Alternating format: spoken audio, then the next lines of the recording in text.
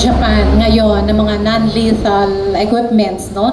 This is really a prelude or in pursuance of the reciprocal access agreement na gustong buuin ng Japan at ng Philippines, no? There has to be a law, no? The United Nations CEDAW is a resolution. The Philippine government is a signatory of the CEDAW. Kaya kapag nagkakaroon ng resolution, to enforce that, there has to be a law, a local law. Kaya nga, because of the CEDAW, nagkaroon tayo ng Magna Carta of Women, no? Because of the CEDAW, nagkaroon tayo ng mga iba't ibang batas para sa kababaihan. Now, with the CEDAW resolution on para dito sa ating mga lolas, there has to be a law. Yun yung dahilan kung to enforce that.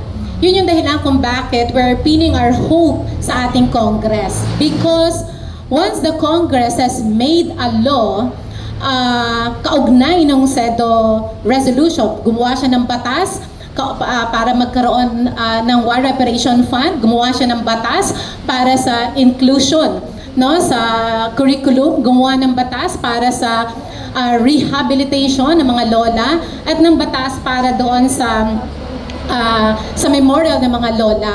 Dahil kapag may batas na, di ba, the executive branch of course cannot but implement or execute the law.